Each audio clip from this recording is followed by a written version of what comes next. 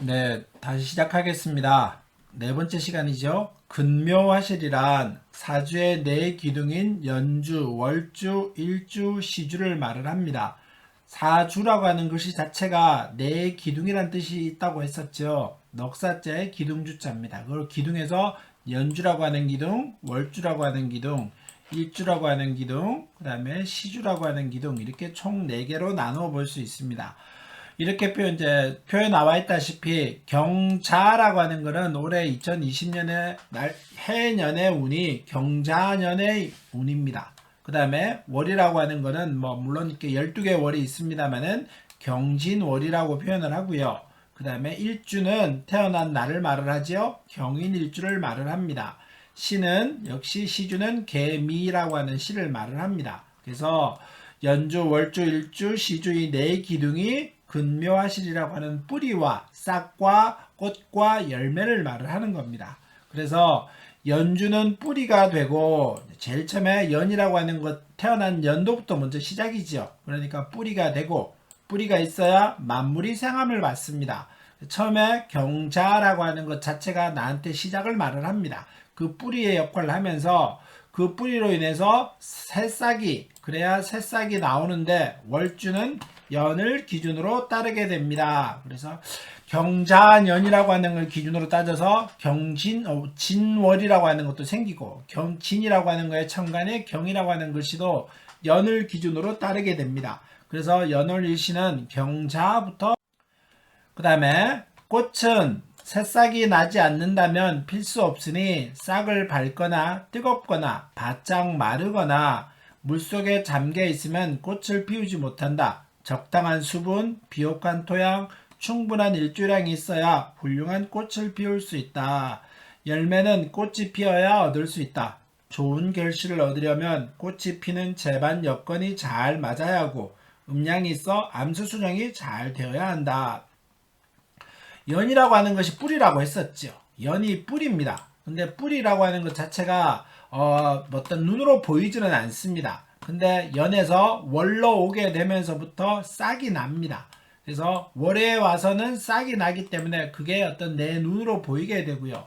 그래서 새싹이 나지 않는다면 꽃이 필 수 없죠. 그냥 월이라고 하는 것 자체가 새싹이면서 나를 지칭하는 일주를 가장 뒷받침하는 역할을 합니다. 그래서 새싹이 나야 되고 그 다음에 싹이 나면서 그 다음에 싹이 밝거나 뜨겁거나 바짝 마르거나 물속에 잠겨 있으면 꽃을 피우지 못한다 이런 말이 있는데 이거는 태어난 날이라고 하는 것 자체가 내가 월이라고 하는 것은 계절입니다.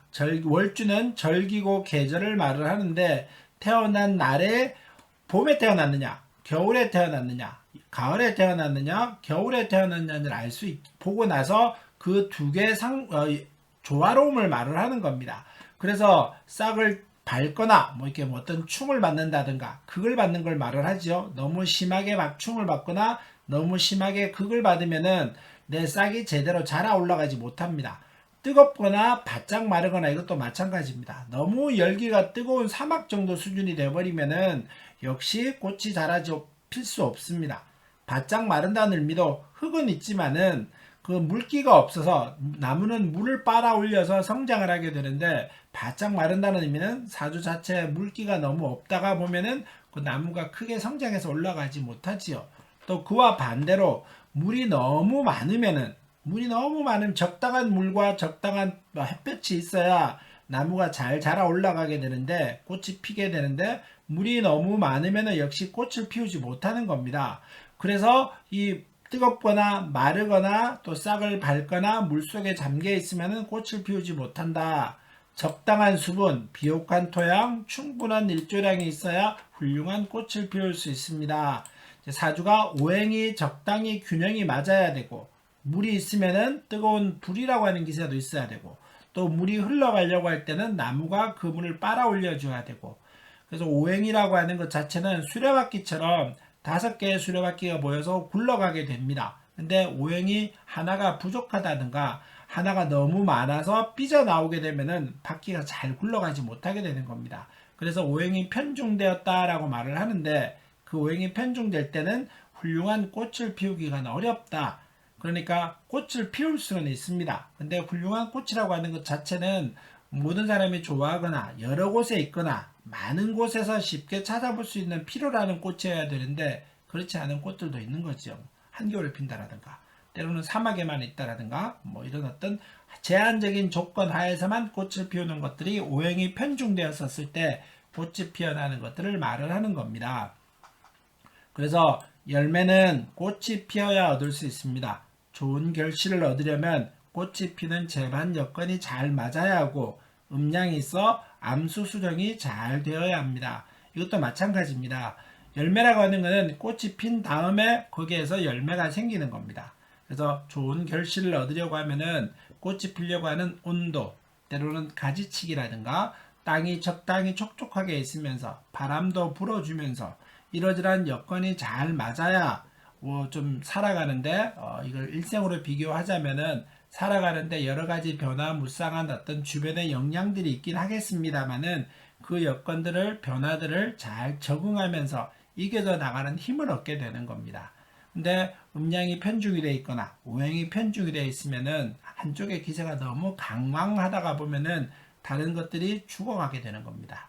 아까 수레바퀴라고 하는 오행이라고 하는 수레바퀴가 둥글지 못하다는 의미를 말을 하게 되지요. 그럴 때는 툭툭거리거나 때로는 막혀 있으면서 때로는 한쪽으로 너무 편중되어 있다가 보니 양쪽의 수레바퀴가 뒤뚱뒤뚱거리게 되면서 바른 방향으로 길을 걸어가지 못하게 되고요. 또 내가 원하는 방향으로 흘러가지 않게도 되는 겁니다. 그래서 오행이 잘 제반 여건이 잘 맞아야 됩니다 라고 하는 걸 말할 수 있습니다. 그 다음에 연주입니다. 여기서 연주는 여기 경자를 말을 하겠지요. 경자라고 하는 연주를 말을 하는 겁니다. 근이라고 하는 말을 합니다. 연주에 대해 상세히 살펴보면은 근, 전생, 조상 이렇게 말을 합니다. 근은 뿌리라는 의미죠. 뭐 전생이라고 하는 의미는 뭐 여기서 말 그대로 태어나기 전 어떤 이런 생을 말을 합니다만은 나의 뿌리가 어디에서부터 왔는가, 내 사주의 내 인생의 시작이 어떠한 원인으로 인해서 이렇게 시작이 되어 왔느냐를 바라볼 때 전생이라고 표현을 하는 겁니다. 연주를 뿌리라고 하여 15세 이전에 어릴 때를 살피고 내 인생의 출발점이며 조부모와 선대 가통을 알아본다. 특히 이 연주라고 하는 것 자체는 지금의 이 명리학은 자평명리학이라고 하는데, 이 자평명리학은 이 띠라고 하는 경제에서는 쥐라고 하는 이 자체를 크게 중요하게 생각하지는 않습니다만은, 물론 무시한다 이런 건 아닙니다. 크게 영향을 받는다라고 말하지는 않습니다만은 예전에 당사주를 바라볼 때는 이 띠가 매우 중요한 기준점이 됐었습니다. 그래서 이 경자라고 하는 시작점이 좋은 시작점을 가져야 나머지 인생의 행로가 좋습니다 라고 얘기를 하는데, 크게 말하자면은 조부모와 선대 가통을 알아본다라고 말할 때는 내가 편한 좋은 집안에서 태어났는가, 내가 좀 살아가기 위해서 초년부터 많은 부모의 덕을 받으면서 편하게 살아갔느냐를 살펴볼 수 있습니다. 그 다음에 입춘절기를 알아야 하며, 명리학을 하다가 보면은 이제 우리가 알고 있는 달력을 보면은 양력이라고 하는 게 있죠. 그 다음에 음력이라고 하는 것도 있습니다. 특히 요즘에 젊으신 분들은 음력이라는 개념에 대해서 좀 많이 잘 익숙하지 않으신 분들도 계시긴 합니다만은, 그래도 절기라고 하는 달력을 볼 때는 양력이라고 하는 달력과 음력이라고 하는 달력을 아시게 될 겁니다.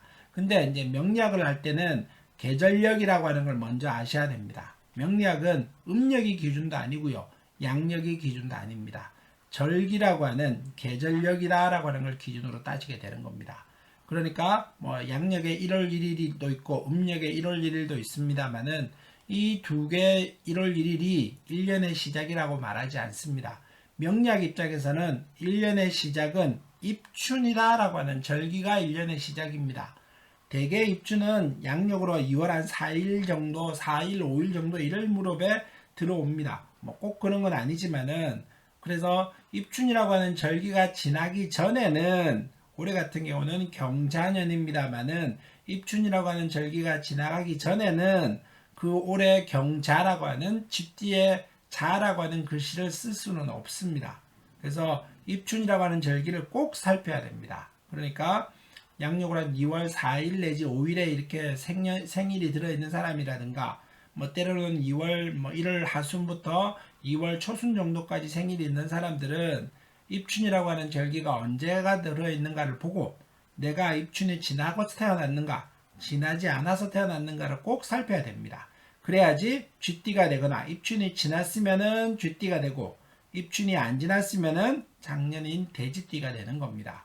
그러니까 명리학에서 띠를 가지고 말을 할 때는 명리학의 기준점은 절기입니다. 그렇기 때문에 절기를 말할 때는 꼭 내가 어떤 판가름하는 기준점이 되기 때문에 특히 1년의 시작이라고 하는 입춘을 꼭 살펴보셔야 됩니다. 그래서 입춘절기를 알아야 하며 음력과 상관없이 입춘이 지나지 않았으면 그 전해로 보아야 합니다. 이렇게 말을 합니다. 그래서 특히 입춘이라고 하는 절기는 아주 시작점이기도 하고 기준점이기도 하지요. 특히 뭐 싹이 돋아 나오는 절기이기 때문에 우리가 힘을 얻는 절기라고 말을 하고 시작이라고 하는 절기를 말을 하기도 합니다. 그래서 입춘절기는 꼭 살펴보셔야 되는 겁니다. 그 다음에 두 번째 월주를 살펴보겠습니다. 월주는 경진이라고 하는 게 이게 월주입니다. 그래서 뭐 1년은 12달이 있지요. 인묘진, 사오미, 신유술, 해자축이라고 하는 월주가 있습니다. 그래서 지금은 진월입니다. 엄격하게 말하자면은 뭐 명리학은 1월, 2월, 3월, 4월, 5월, 6월 이렇게 얘기하지는 않습니다. 인월, 묘월, 진월, 4월, 5월, 뭐 미월, 신월, 유월, 술월, 해월, 자월, 축월 이렇게 얘기합니다. 그거는 절기를 기준으로 하기 때문에 어느 절기가 지났느냐에 따라서 그 해가 뭐 2월이나 2월과 3월이 겹쳐 있는 경우도 있고요. 때로는 뭐 다른 5월과 6월이 겹쳐 있는 경우들도 있고 대체로 절기가 변하는 시점들은 월 한 초순 정도에 들어 있습니다. 5일 전후로 뭐 때로는 한 10일 전후로 뭐 이런 식으로 절이 들어 있거든요. 그러다 보니까 뭐 5월 초순인데도 4월 달의 절기와 5월 달의 절기가 같이 머물러 있는 경우들도 있습니다. 그러다 보니 뭐 4월인지 5월인지 이렇게 말하기도 힘들고 그러니까 정확하게 말을 할 때는 진월이다라고 말을 하는 것이지 3월입니다, 뭐 4월입니다 이렇게 말하지는 않는 겁니다. 근데 이게 이제 일반적으로 말을 하다 보면은 잘 못 알아들으시는 분들이 많기 때문에 그냥 뭐 양력으로 4월입니다. 음력으로 3월입니다. 뭐 이런 식으로 설명을 하는 겁니다. 그래서 진월이다라고 하는 거 아주 월주의 기세를 잘 기억하셔야 됩니다. 월주는 월의 기둥입니다.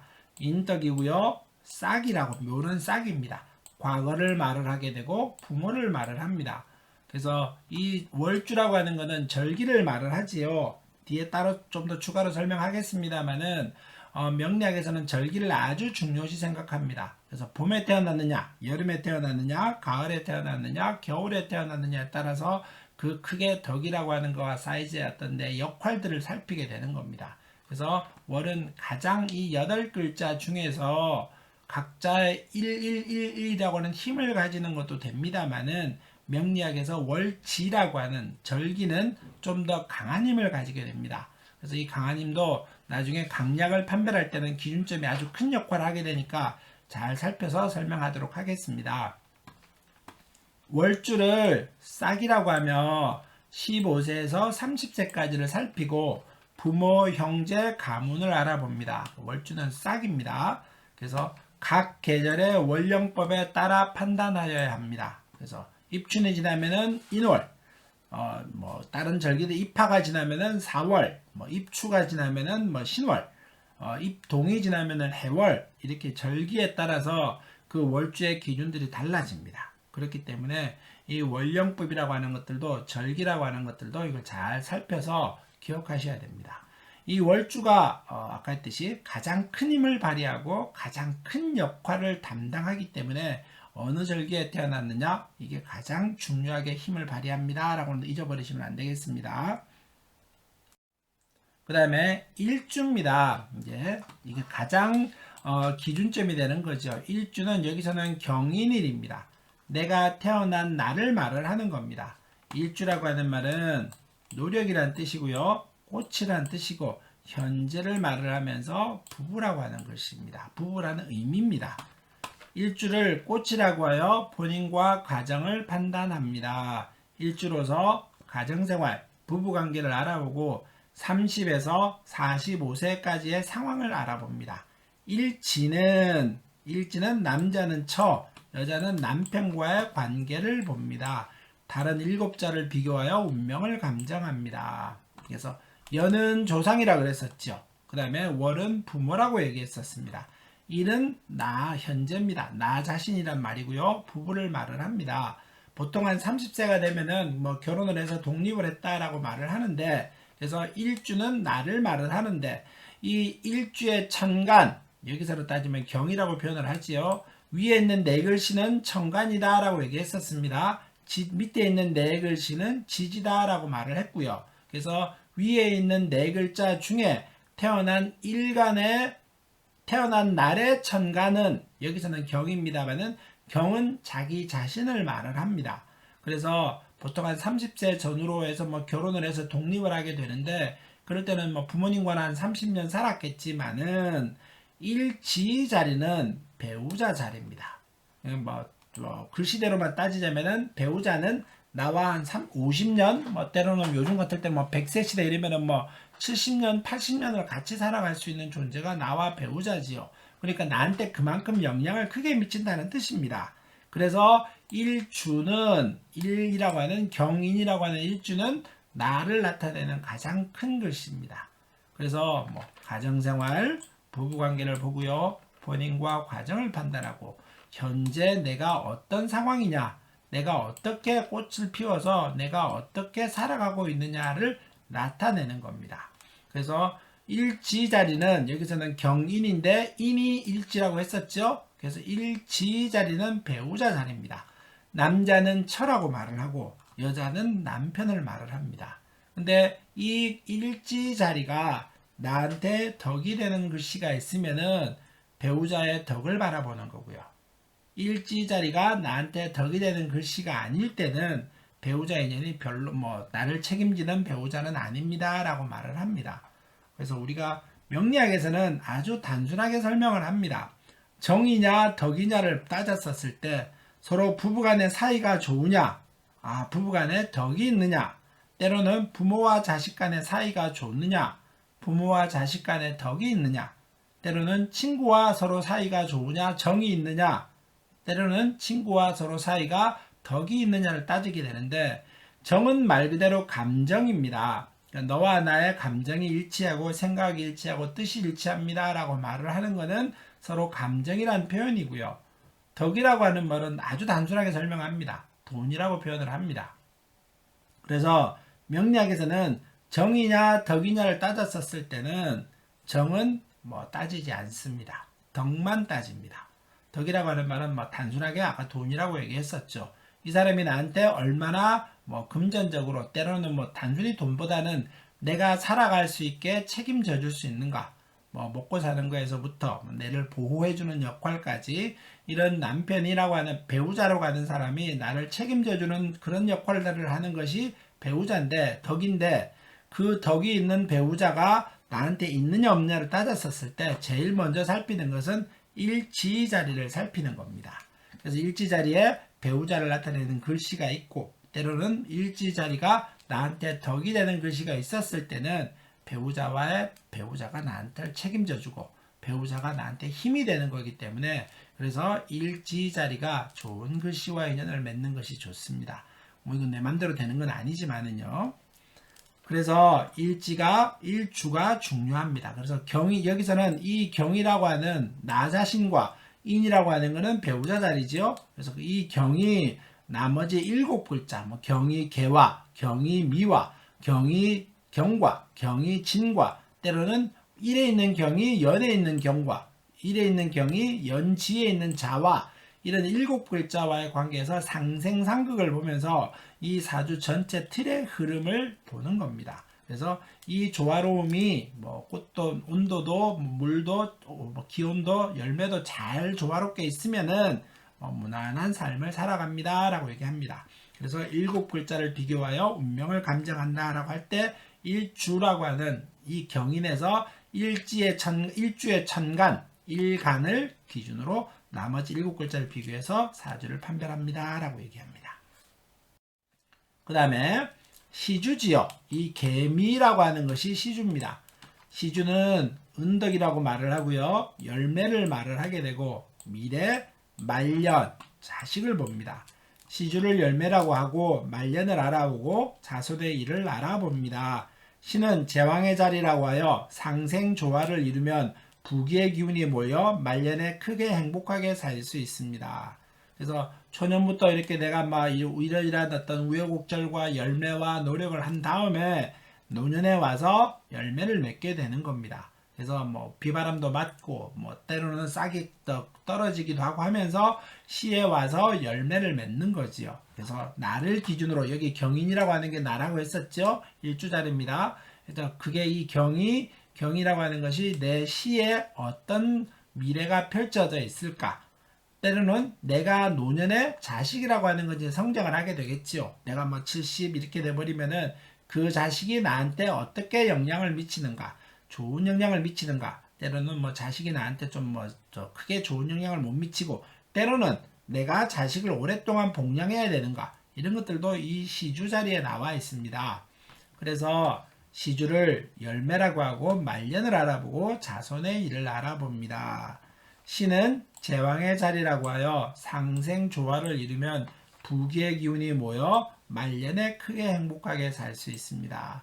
시주는 제왕의 자리라고 표현을 합니다. 열매이기 때문에 큰 열매가 맺었느냐, 때로는 조그만 열매가 맺었느냐, 열매가 썩었느냐, 때로는 열매를 탐하려고 하는 하나의 열매를 여러 명이 탐하고 있느냐, 이런 것들이 시주에 나타나 있습니다. 그래서 자식이라고 하는 글씨가 나한테 내 노년이라고 하는 어떤 상황들이 나한테 어떻게 전개되어 갈까를 바라보는 것이 이 시주에 나타납니다.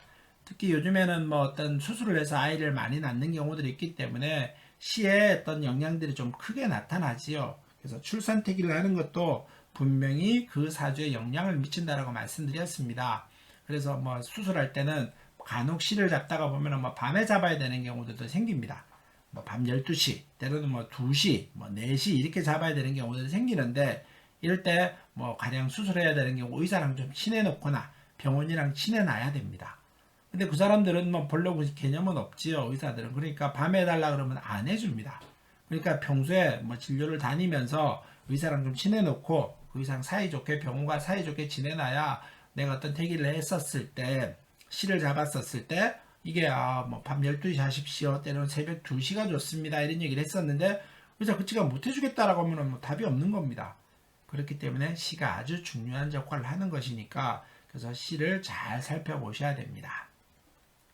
근데 이 네 글자를 보면은 전부 다 아까 초년도 뭐 15세까지를 살피고요. 그 다음에 중년도 15세에서 30까지 월주를 살핀다고 했었고, 일주도 30에서 45시까지를 살핀다고 했었고, 시주도 45에서 60까지를 살핀다고 했었습니다. 이렇게 균등하게 4개를 나눠 놨습니다. 이게 아마 옛날이었던 것 같죠. 이런 기준들, 이론들이 정립이 될 때는, 그때는 60만 살아도 아주 오래 장수했다라고 하기 때문에 환갑에 되면은 잔치도 열고 그랬었습니다. 그만큼 생명이 길지 않았다는 걸 말을 하죠. 근데 요즘에는 60이라고 하는 정도에 어머 선생님 참 장수하셨습니다 라고 말을 하면은, 아니 60은 아직 뭐 청춘이거든요, 이런 식으로 얘기를 하면서 60이라고 하는 거에 대해서는 나이 들었다라고 말하지 않습니다.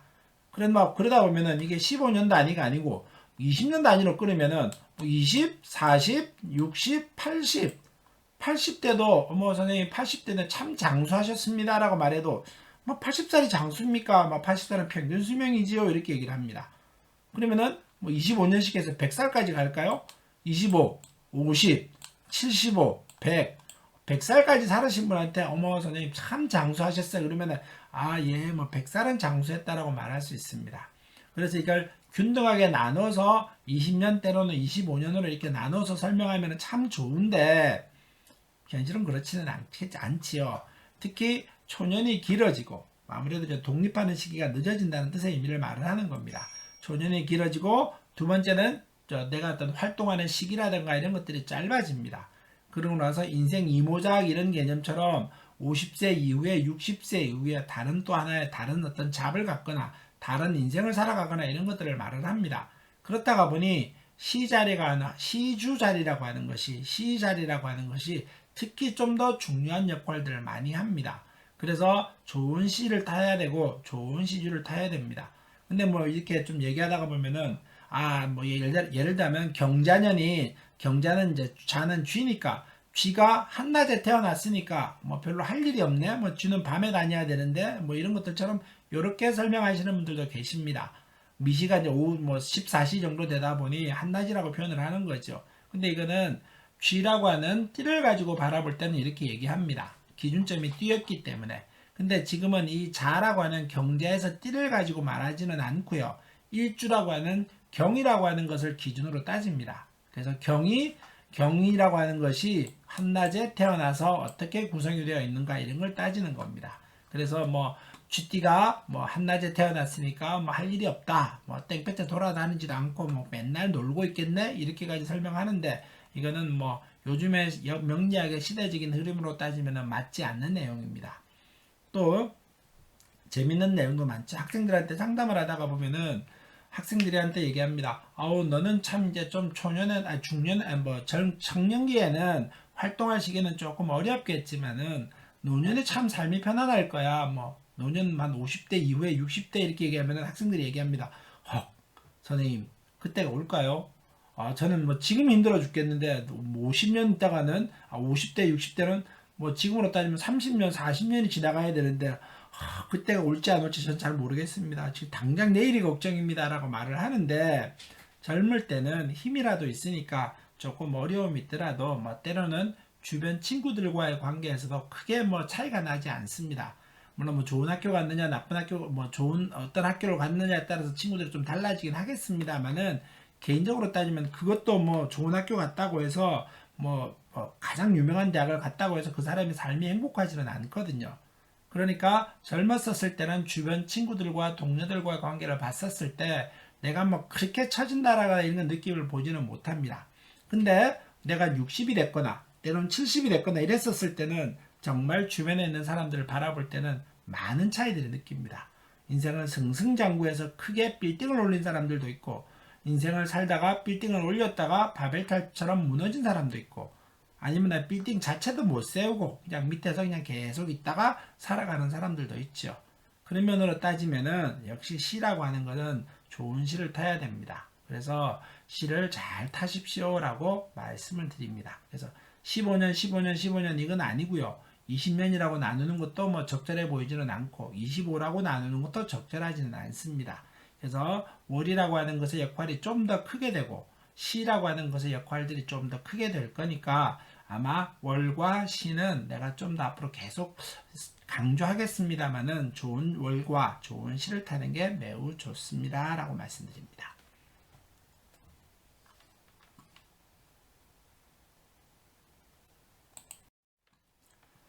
이제 용어 정리를 조금 하고 가겠습니다. 이 경자년, 경진월, 경인일, 개미시라고 하는 사주가 있었을 때 이거를 기준으로 봤을 때 위에 있는 네 글자는 천간이다 라고 얘기했었고요. 밑에 있는 네 글자는 뭐 자, 진, 인, 미는 지지라고 하는 글씨입니다. 그래서 천간과 지지라고 하는 글씨지요. 그래서 어떤 명리학 책을 보면은 뭐 천지가 뭐 교태하고 뭐 이러면은 천지란 말은 여기서 천간의 천자와 지지의 지자를 합쳐서 천지란 말은 사주 팔자를 말을 하게 됩니다.